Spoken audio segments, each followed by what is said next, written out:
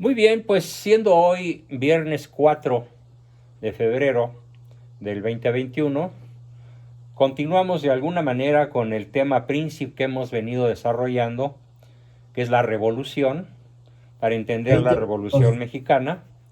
Pero en esta ocasión tenemos un tema de lujo. Y me refiero a este tema de lujo porque vamos a revisar la Constitución de 1917, que oficialmente se celebra el día de mañana por el cual tenemos el lunes un día feriado. En esta fecha, los mexicanos conocedores del asunto, que somos muy pocos desgraciadamente, solemos colocar nuestra bandera a media asta. ¿Por qué? Me dirán ustedes, ¿cómo es posible que en una fiesta tan importante un mexicano ponga su bandera a media asta? Pues sí, porque la media asta significa luto. Y hoy, bueno, no hoy porque la fiesta, entre comillas, es mañana, 5 de febrero. Y el día feriado, por razones oficiales, pues es el lunes.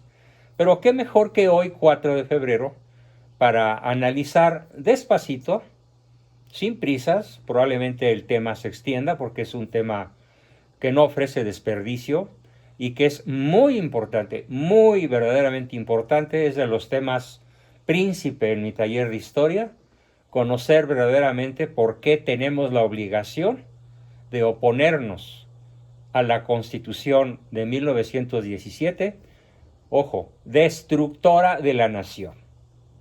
Este título es el título de un libro al que todos van a poder tener acceso eh, a partir de mañana.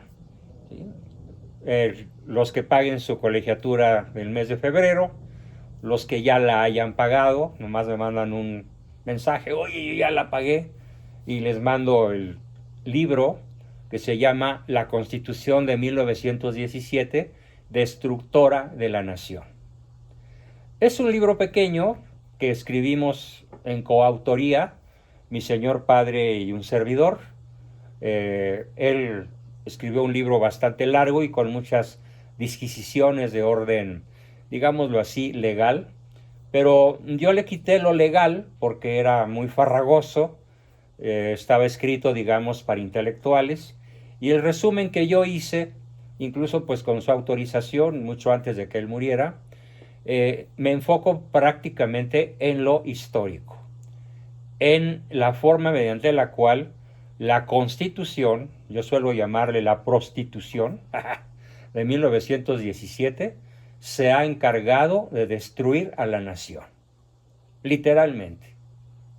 Nada más antimexicano que la Constitución de 1917, eh, entronizada, celebrada, realizada por el consejo, por el comité o como se le quiera llamar, prostituyente de 1917 en la ciudad de Querétaro, concretamente en el teatro de la ciudad de Querétaro. Y les voy a dar un dato muy interesante. Más de la mitad de los constituyentes eran analfabetos. No sabían leer ni escribir. Literalmente. Era gentuza, era la del pueblo. Pero armados. O masones, o comecuras, o revolucionarios, o sátrapas, o tiranos, y uno que otro intelectual por ahí de sesgo comunista. Porque a la par de ese suceso, pues en Rusia ya había efervescencia por el comunismo, que encabezaba en aquella época tan triste para Rusia, de Vladimir Ilich Ulyanov, mejor conocido como Lenin, que haría el desastre ruso más grande de su historia, con la Revolución Rusa. Aquellos vientos ya llegaban a México y basado entonces en personajes que eran gavilleros, que eran asaltantes, que eran ladrones a alto nivel, armados, que se encargaron de destruir vidas, haciendas, que se encargaron de destruir al México que don Porfirio Díaz había alejado con una moneda, con el dólar a 50 centavos, con una economía que era la envidia de Europa y que era un país que se podría denominar como el cuerno de la abundancia. La revolución, como yo le llamo la revolución, exterminó toda aquella belleza para dejarnos un México con 1 millón de muertos mínimo y con una serie de sátrapas que desde 1910 a la fecha se han encargado de seguirnos sumiendo en una especie de antinación. Esto se entiende mejor si les explico el contenido esencial de este libro, que yo resumí a partir del libro de mi padre, con todo respeto y veneración, para poderlo hacer del alcance y del consumo popular. Así que, repito, todos los que ya hayan enviado su cuota de febrero o los que estén por enviarla, lo tendrán en su WhatsApp personal para que lo disfruten, lo estudien, lo aprendan, lo dominen y lo puedan compartir con su familia y hacer patria. Hacer patria es librarnos de la maldición de esta Constitución. No celebremos entonces una inicua, que es el colmo de la iniquidad, ¿sí? El colmo de lo contrario a equidad es inicuo, inequidad, pero en forma brutal, en forma, yo diría, luciferina. Es una constitución inicua y perseguidora de la población mexicana creyente y de sus ministros de culto, los cardenales, los obispos, los sacerdotes, que osen oponerse a lo que vamos a ver que es el ADN de este terrible documento. Bien, ¿cómo se puede interpretar esta legislación que ataca lo más profundo de la identidad del pueblo mexicano, que es la religión católica? ¿Qué elementos pueden servir para leer esta Constitución? Hay un autor, Romero de Solís, que es un crítico histórico que ya murió, un católico ferviente, amigo de mi padre, propone unas claves para entender este documento de la Constitución de 1917. Estas claves, nos advierte el autor de ellas, no son absolutas, porque cada una de ellas tiene unos alcances que le son propios y algunas limitaciones. Y las claves para entender qué significa la Constitución de 1917, a la que mi padre y yo titulamos con el nada afortunado título de Destructora de la Nación. Primer clave: la Constitución de 1917 exuda un anticlericalismo militante. Entendiendo por anticlericalismo todo aquello que se opone al clérigo, al sacerdote, al sacerdocio, pero no al protestante, no al hinduista, no al vudú, no al yoga, sino en especialmente dirigido contra el sacerdocio católico. Anticlericalismo militante. No puede negarse este punto común en todos los legisladores, en todos los prostituyentes. Baste recordar los epítetos utilizados en las sesiones contra los sacerdotes, algunos de ellos impublicables, en un castellano brutalmente hiriente y ofensivo, y el modo de describir su estilo de vida y su vida privada. Podemos decir que cada una de aquellas sesiones de los prostituyentes de 1917 resumaban y exudaban anticlericalismo, anticatolicismo, particularmente contra los sacerdotes.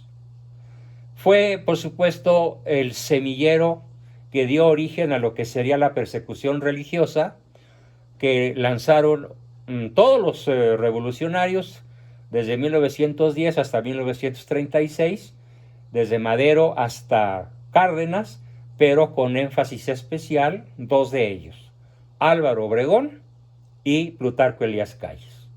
Sin que los demás hayan sido hermanitas de la caridad, también perseguidores, pero destacan esos dos personajes que acabo de mencionar. Ese ambiente que se creó en esta serie de aquelarres masónicos para redactar la Constitución de 1917, fue el caldo de cultivo intelectual e ideológico que dio origen a la persecución religiosa, que a su vez dio origen a otro de los temas fundamentales que habremos de ver con muchísima alegría y también con cierta tristeza por el triste final, que es la Guerra Cristera. Digamos que ahí se gestó tanto la persecución religiosa de 1926 a 29 como la Guerra Cristera de 1926 a 1929. Segunda clave para entender la Constitución. Hay una persecución anticatólica, ojo, legalizada. ¿Con base en que 5 personajes del clero mexicano actual, incluyendo al cardenal Carlos Aguiar Retes, arzobispo primado de México, por qué están amenazados de cárcel en un dictamen que ya salió? Porque la persecución está legalizada. En los artículos de la Constitución, ¿sí?, se responde a las exigencias masónicas y del protestantismo norteamericano de aquella época. Están vigentes hoy. Las exigencias masónicas y las exigencias del protestantismo norteamericano. La masonería domina la política mexicana desde el siglo XIX, con la caída de Iturbide en 1824, a manos de los masones, por supuesto. Y muchos revolucionarios se formaron a su sombra, ¿sí? El protestantismo, que había penetrado en México, portando con sí mismo el ideal de una sociedad que le ofrece al hombre liberado del dogma católico. Fíjense, el hombre liberado del dogma católico le ofrece una plena realización, que es el modelo estadounidense de time is money, destruyendo un aspecto de la identidad mexicana, como se denunció tantas veces por un famoso periodista de apellido Pallavicini, que era el único personaje que llegó a oponerse a la forma como se redactaron los artículos. Por ejemplo, el artículo 3, donde la educación tiene que ser laica y gratuita, pero entendido por laica, atea, materialista y desde el punto de vista filosófico, positivista, que es como se han educado muchas generaciones de niños mexicanos que entran a la escuela kinder, primaria, secundaria, preparatoria y universidad, y que son formados en las filas del laicismo ateo, que es militantemente anticatólico. Si ustedes quieren saber el porqué del triunfo de Morena, con 35 millones de chairos, aquí está el origen, en la Constitución. Un niño mexicano bautizado, llevado a la iglesia por sus padres, durante su niñez y tal vez su adolescencia. Después, en la adolescencia y en la juventud, patas pa' que os quiero, y rompen con la ida a misa, el sacramento, la confesión, el rosario y demás. ¿Pero por qué? Porque han mamado desde el kinder hasta la universidad, ¿sí?, el odio a la Iglesia Católica, que es el tercer elemento que nos señalan los intelectuales que analizaron esta tremenda obra satánica: el odio a la Iglesia Católica. Surge una y otra vez en el Congreso el argumento histórico, ojo, lo voy a decir despacito, del papel opresor de la Iglesia en la época colonial y sus contubernios con los conservadores. La Iglesia, sigo hablando como revolucionario, la Iglesia es un enemigo para la patria, porque buscando sus intereses religiosos, controla la vida social, política y económica. Ataca la soberanía de la nación cuando clama por la intervención de otras potencias extranjeras en la vida nacional. ¿Cuál otra potencia extranjera? El Vaticano, que es un huevito de 2 kilómetros cuadrados, que no tiene armas ni la posibilidad de invadirnos, pero ni de sainete, que clama por la intervención de otras potencias extranjeras en la vida nacional, en fin, que mantiene postrado al país con sus mentiras y engaños, impidiendo la libertad, el desarrollo de la inteligencia y la evolución de las instituciones. Este fue el discurso de los prostituyentes de 1917 para sacudir a la población mexicana del yugo opresor, brutal de la Iglesia Católica y darnos la libertad. Vean el grado de absurdo, de patetismo al que llegan estos señores prostituyentes, negando que fue precisamente la Iglesia Católica la que fundó México, comenzando por el capellán de Cortés, el padre Olmedo, que es el que celebra la primer misa en el continente y el que bendice la cruz de la primer ciudad y municipio que se erigió en este continente bajo el signo cristiano y que fue la Villa Rica de la Veracruz.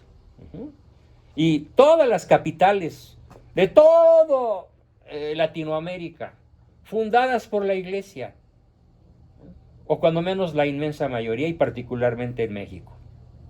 Es decir, el prostituyente de 1917 pretende de un plumazo borrar 3 siglos de historia e instalar en el niño mexicano, en el adolescente mexicano, estos conocimientos. La Iglesia fue echada del país, fue echada de las mentes de nuestra niñez, porque la Iglesia jugaba un papel opresor en toda la época colonial y tenía contubernios con los conservadores. ¿Dónde hemos oído ahora en la mañana esta palabreja? Pues en Palacio Nacional, ¿no? Este señor acusa de conservadurismos, de conservadores, a los mismos que se opusieron en aquella época, los cristeros, ¿sí?, encabezados por mi señor abuelo, por don Adalberto Abascal y del Río, que era el jefe civil del ejército cristero, para regresarle al pueblo de México la libertad que había tenido durante 3 siglos de dominio de la Iglesia. Se manejó exactamente al revés, ¿sí? Es como una película de terror en donde los malos son los buenos y los buenos son los malos. Y el final es catastrófico. El final es un drama sin retorno. Bien, ese fue el factor número 3, el odio a la Iglesia Católica y a su obra secular, desde la llegada de Cortés hasta, no exactamente la caída de Iturbide, sino todavía se prolongó 100 años más, a pesar de las guerras intestinas, de las guerras de liberales contra conservadores, a pesar de Juárez, todavía al final de su mandato, Porfirio Díaz le dio a la Iglesia el lugar que le correspondía. Cuando menos ya no se metió con ella y la dejó actuar. Ese fue el odio satánico que impregna toda la Constitución de 1917. El odio a la Iglesia Católica. El punto número 4, la influencia anarquista. Tal como lo dije, la influencia anarquista. ¿Esto qué significa? Pues que los constituyentes ciertamente no tenían ninguna carga cultural. Más de la mitad de ellos firmaban con una X, porque no sabían leer ni escribir, ni siquiera sabían escribir su nombre, pero ya eran constituyentes. Y ya los nombres de estos barbajanes están en el Congreso de la Unión con letras de oro, porque fueron constituyentes, no importa que fueran analfabetos. Claro, con razón ahora tenemos a alguien peor que un analfabeto al frente de la presidencia. Entonces, los constituyentes ciertamente no tenían ningún conocimiento cultural. Baste con revisar las afirmaciones históricas que hicieron para darse cuenta de ello. O sea, cada vez que hablaban de historia, hagan de cuenta que estamos escuchando al peje. O peor aún, a su esposa, a la tal Beatriz Gutiérrez Mula, como le llamo yo, porque, bueno, bien pronunciado el Müller se dice mula, ¿no? Entonces es una mula que está diciéndonos una serie de barbaridades históricas, pero que la gente se traga, sin darse cuenta de que son puras mentiras y puras omisiones. Bueno, pues así fue. Hagan de cuenta que en el Congreso de Querétaro estaban sentadas 200 personas o 500 personas con el nivel de cultura histórica que tienen el peje y su señora. No digo esposa porque no sé si estén casados legítimamente o no. Su señora, así en términos generales. Esto con una actitud antirreligiosa que culpaba al fenómeno religioso. Fíjense, la Constitución de 1917 culpó a la religiosidad del pueblo de México el estado de cosas.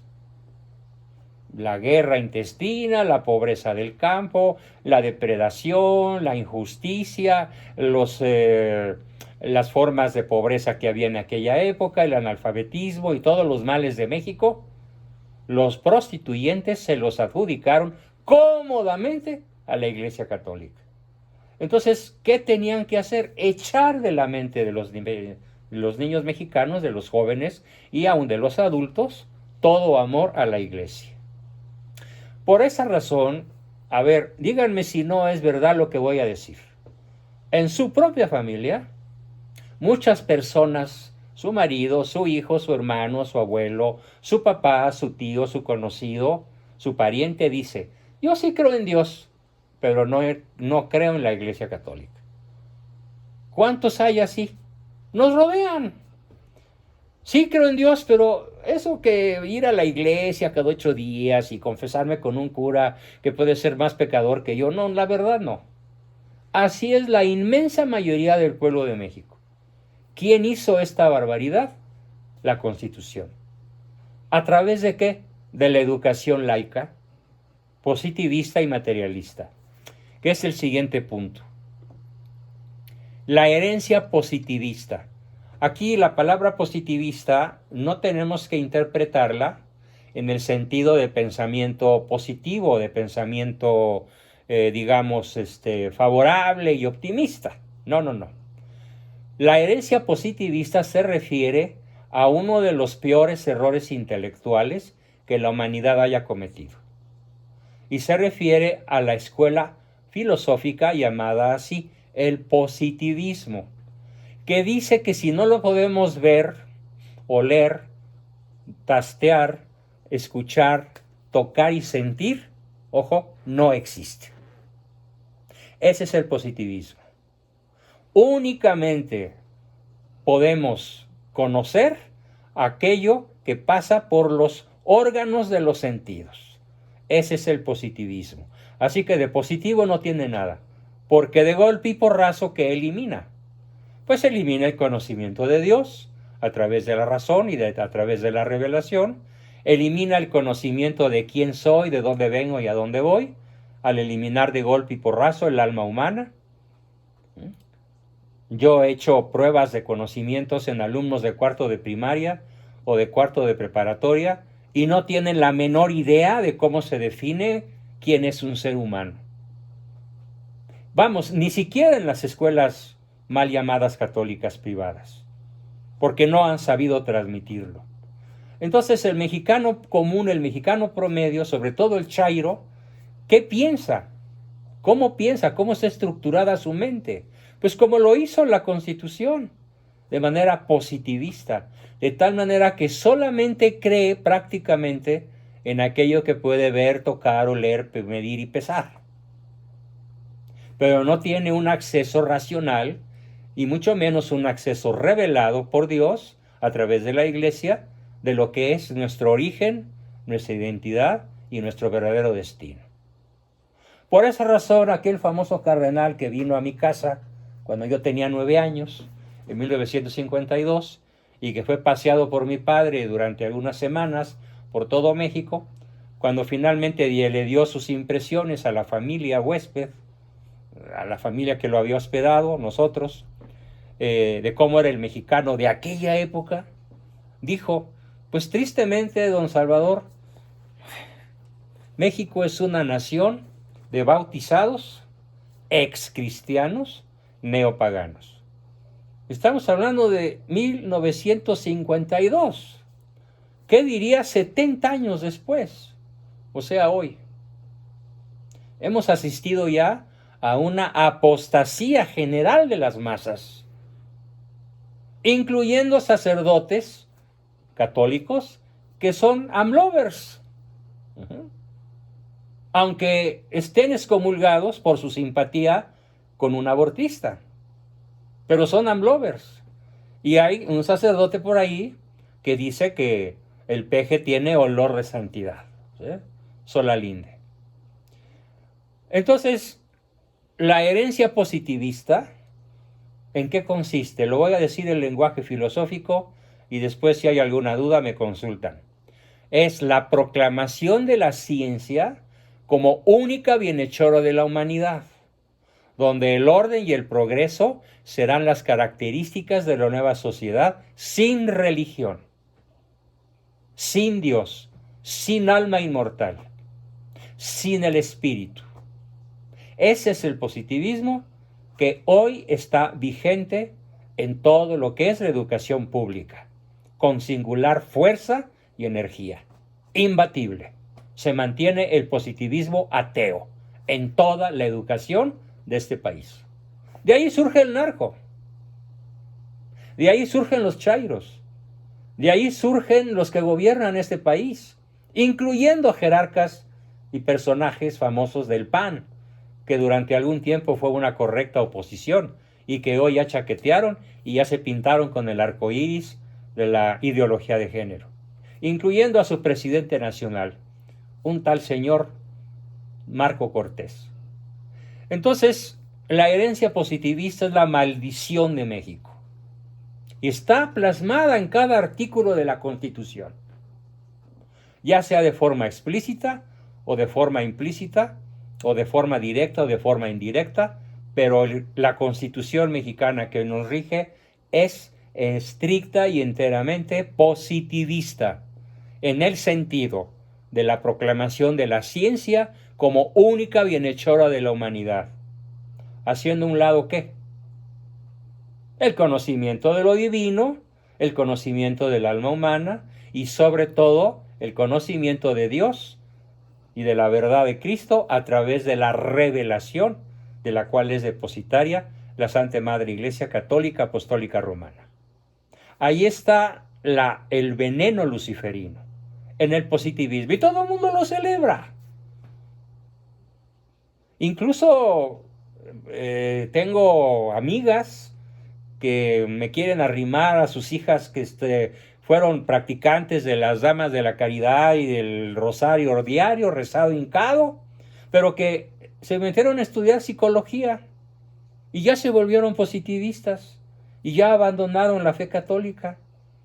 Y estamos hablando de chicas que a los 20 años, ¿sí?, a los 18, a los 15, tal vez un poco más o menos, eran piadosas y buenas católicas.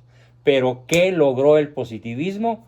Borrarles el conocimiento de lo divino, el conocimiento de la inmortalidad humana, gracias a un positivismo luciferina y astutísima e inteligentísimamente planteado.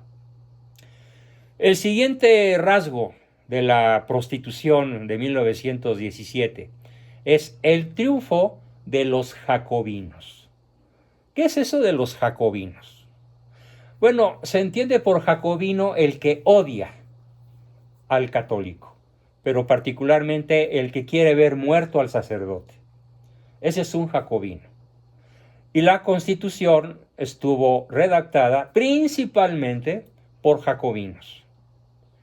El jacobinismo obregonista de Álvaro Obregón era incisivo, como una piedra de obsidiana afilada, asemejándose y confundiéndose con una tendencia anarquizante que identificaban la religión. Ojo, estos anarquistas, estos jacobinos, decían, ¿qué es la religión?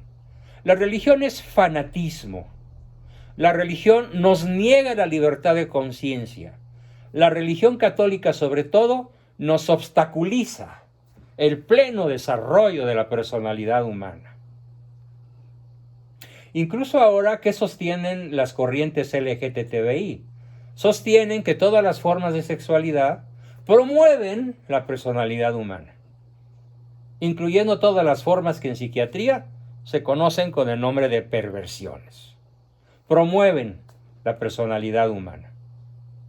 ¿Quién sembró esta semilla luciferina?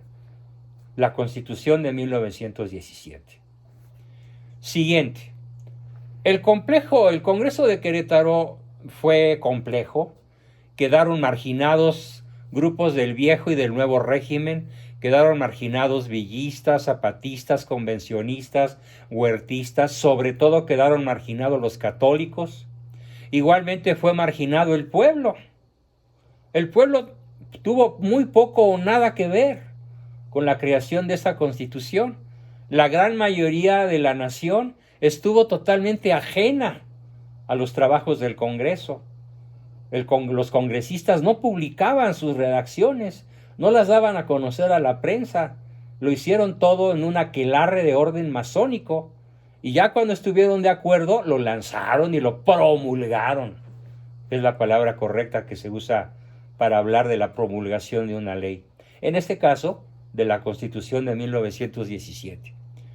Una pequeñísima minoría fue la que legisló, o sea, no más de 200 individuos psicópatas, ignorantes, analfabetos, jacobinos, positivistas, materialistas, perseguidores de la iglesia, fueron los que legislaron para la totalidad del pueblo de México.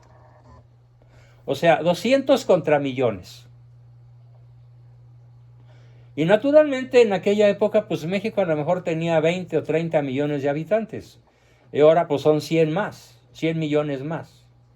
Pues sigue vigente el que unos cuantos jacobinos, comecuras, legislan para toda la nación mexicana. Eso está vigente. ¿Por qué? Porque la Constitución, como sigue siendo redactada, a pesar de los innumerables cambios que se han hecho a algunos de sus numerosos artículos, no se ha modificado un solo párrafo a favor de la fe del pueblo. Las modificaciones han sido legalistas, han sido de argüende, han sido de conveniencias del momento, de golpe político, de la prepotencia de un grupo sobre otro, pero el ADN de la Constitución sigue siendo como lo describí. Repito, anticlerical, con persecución legalizada, con influencia anarquista, con la herencia positivista del filósofo ateo y materialista, y con el triunfo de los jacobinos comecuras. Eso sigue vigente. ¿Qué celebramos? Nada. Estemos de luto y denunciemos una ley inicua, monstruosamente inicua. No sé si quieras esperarte al final, Ricardo, o consideres importante intervenir ahorita. Adelante. Solamente hay un elemento que siento que usted está olvidando, que es el liberalismo, que es básicamente... Es lo que iba a decir. Perdón. pero dilo. Dilo y yo lo completo. Prefiero que usted lo diga completo y yo ya lo que sea. Además, la Constitución se supone que es liberal. ¿Qué entendemos por liberalismo en filosofía? Lo dice una frase en francés que lo revela todo. Laissez-faire, laissez-passer. Que significa dejar hacer y dejar pasar. Es decir, no hay bien objetivo, no hay mal objetivo. Cualquier ocurrencia es bienvenida en el liberalismo. Y el liberalismo es necesariamente ateo, es necesariamente anarquista, necesariamente jacobino y necesariamente contrario al ADN del pueblo de México. Sería uno de los rasgos esenciales, el liberalismo. Por esa razón, una de las páginas más tristes en la historia de México es el fusilamiento aparte del Iturbide, el fusilamiento de Miramón, Mejía y Maximiliano en el Cerro de las Campanas, que le da el triunfo al ejército liberal de Juárez. La esencia del liberalismo es masónica. Masonería igual a liberalismo, liberalismo igual a masonería. Todos los liberales de aquella época eran masones de alto nivel. Y eran tan ferozmente perseguidores de la iglesia en México que a pesar de las súplicas de las logias europeas para que las logias mexicanas encabezadas por Juárez, liberales, no asesinaran a Maximiliano, ni a Miramón, ni a Mejía y les perdonaran la vida, no cedieron. No cedieron y los fusilaron. Y desde el triunfo de los ejércitos liberales contra los ejércitos conservadores que dirigía don Miguel Miramón, etapa que ya analizaremos en el taller, se instaló en México la dictadura de la masonería y del liberalismo, y todo lo que hemos dicho, del jacobinismo y de la destrucción del ADN del pueblo de México. Vía Constitución. Si se me pasó algo sobre el liberalismo, mi querido Ricardo, si puedes completarme, por favor. Continúo. Muy bien. El Congreso, pues, de Querétaro dejó fuera a todo el pueblo y fue una minoría que estableció una dictadura. Y es una dictadura constitucional. ¿Y en qué consiste esa dictadura? Bueno, consiste en los 7 pactos que desde 1929 nos tienen bajo un sistema dictatorial, en el cual ellos se repartieron el territorio, ellos se perpetuaron en el poder, incluyendo a Fox y Calderón, y no se diga ellos descristianizan a la nación, ellos desvinculan a la familia, ellos dejan de improductivo al campo, ellos odian la ciencia y la tecnología. Ya lo vimos lo que dijo el Peje, para hacer un pozo petrolero nada más hay que hacer un hoyito en la tierra, no tiene ninguna ciencia. Y está visto que este presidentucho odia la ciencia y la tecnología, detesta el conocimiento, pero no es el primero. Es un rasgo del revolucionario, es un rasgo del prostituyente, del constituyente, comenzando porque eran dignos antecesores del actual presidente por analfabetos. Entonces, todas las tendencias expuestas antes convergían en crear un Estado con un agresivo y macizo poder ejecutivo, del cual se derivó lo que se conoce en la historia de México, que vamos a analizar también, con el nombre de presidencialismo. El presidencialismo que le confiere al presidente un poder omnímodo, como el que han tenido todos los presidentes, desde Abelardo L. Rodríguez, no se diga Álvaro Obregón, Lázaro Cárdenas, Pascual Ortiz Rubio, todititos, hasta el actual, que probablemente es el más dictatorial de todos los que hemos tenido en la historia de México, incluyendo a Juárez y a Santana.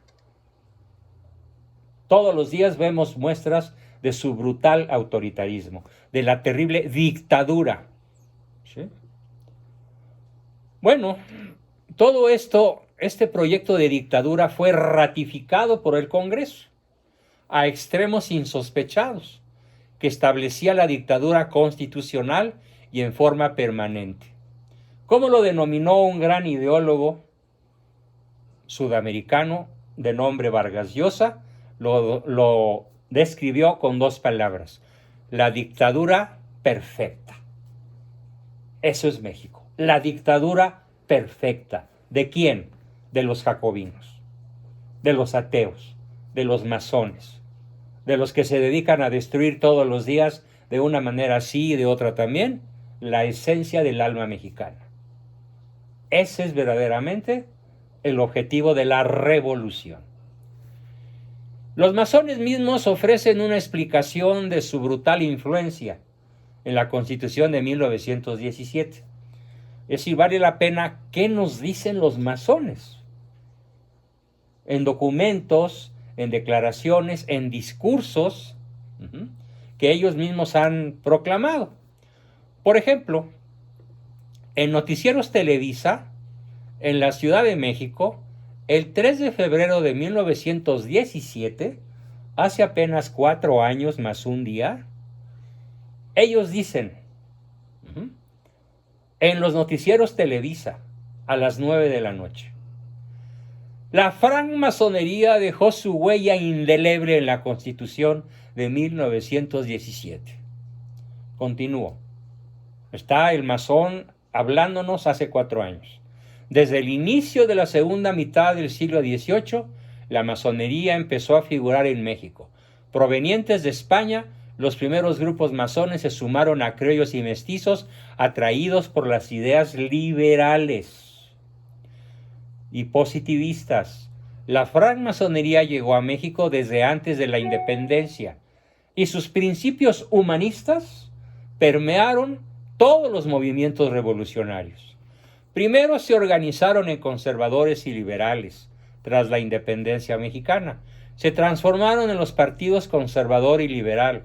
Objetivo: destruir a la Iglesia Católica en la mente y en el corazón del pueblo de México. Ahora vemos nuestro triunfo. Palabras dichas en Televisa hace 4 años a las 9 de la noche por un masón de alto nivel. Y continuó. Desde 1825 empezaron a circular las propuestas del reconocimiento de los derechos ciudadanos. Poco después, integrantes de ambos grupos dieron origen al rito nacional mexicano. Nuestro héroe ínclito y máximo, don Benito Juárez García, fue la principal figura de la masonería. Los masones han participado en todas las revoluciones de México, desde la Revolución Insurgente, encabezada inicialmente por el cura Hidalgo, hasta la Revolución de Reforma y el maravilloso movimiento social que culmina con la Constitución Liberadora de 1917. No está hablando un católico, no está hablando mi padre, no estoy hablando yo. Son sus propias palabras. Así es como ellos cantan su triunfo, ya con absoluto desparpajo ante la nación entera. Los masones, Patricia Galeana, directora general del Instituto Nacional de Estudios Históricos y de las Revoluciones de México, el INERM, explicó sobre la masonería que fue un movimiento clave desde la Revolución Francesa, las independencias de todos los países latinoamericanos, hispanoamericanas y desde luego de México. Y sigue diciendo esta señora: nosotros los masones hemos participado en todas las revoluciones de México, desde la Revolución Insurgente, la Revolución de Reforma y el movimiento social que culmina gloriosamente con la Constitución de 1917.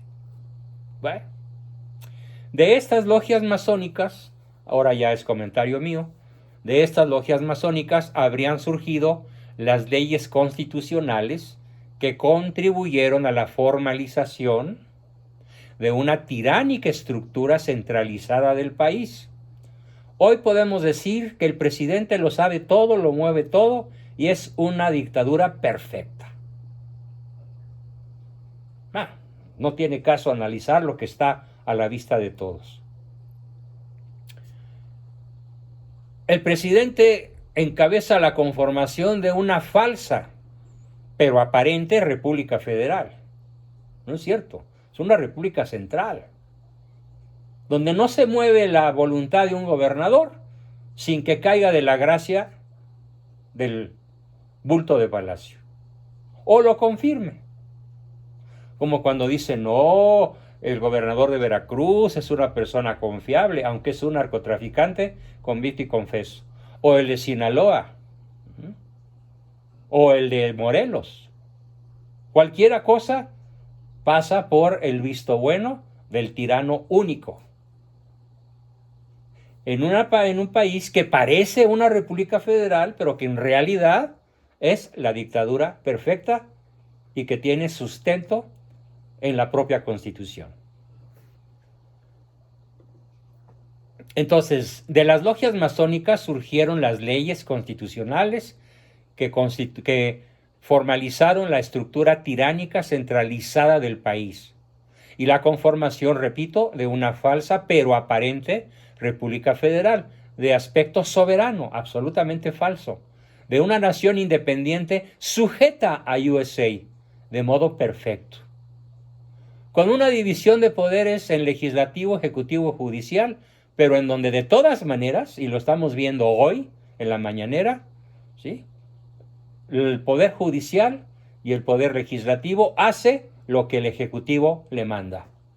Y si no, pues ahí te ves, ¿sí? Ya ahorita el único órgano que podría medio defender al pueblo de México, el INE, está por desaparecer y ya tuvo que obedecer, ¿sí?, un mandato del Ejecutivo que definitivamente es patético y absurdo, y es la famosa revocación de mandato, sobre la cual ya podríamos platicar posteriormente. Entonces, estamos realmente sujetos a la voluntad de Joe Biden. Aquí se hace lo que él manda. Aquí se instala la ideología de género.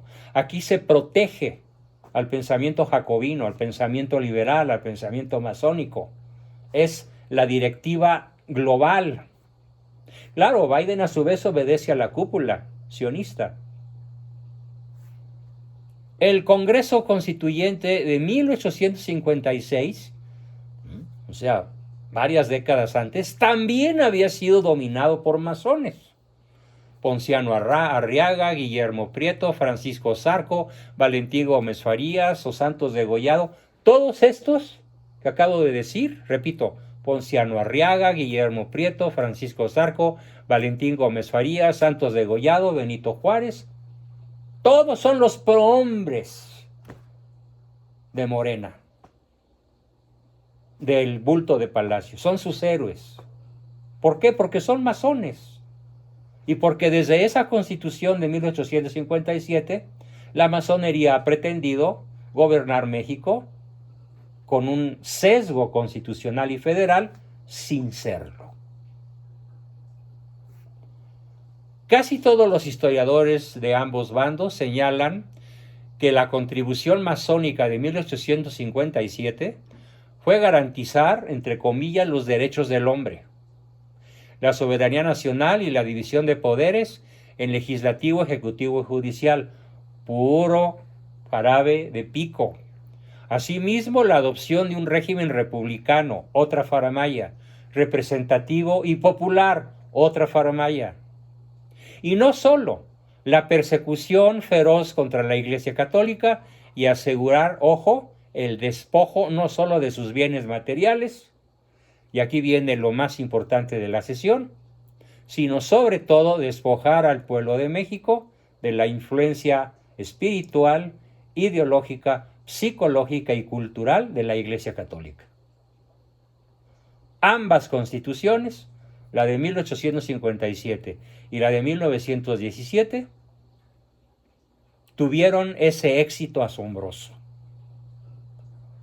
la descristianización, la descatolización del pueblo de México. Y por eso hoy podemos decir que el Pejelo-Postli sigue conservando simpatías de más del 60% de la población. ¿Por qué? Porque fueron descristianizados en la escuela laica, porque fueron descatolizados, porque fueron arrancados del seno de la Santa Madre Iglesia Católica y echados en brazos del positivismo, del jacobinismo, del liberalismo o de un catolicismo light, que yo llamo católico diésel. Diésel que es católico. Así que si algo hay que celebrar es el triunfo de la masonería, y por eso ellos están tan contentos. Por eso el régimen está tan fascinado con sus éxitos. Y nosotros los católicos de a pie, milando como el chinito, sin denunciar el mal.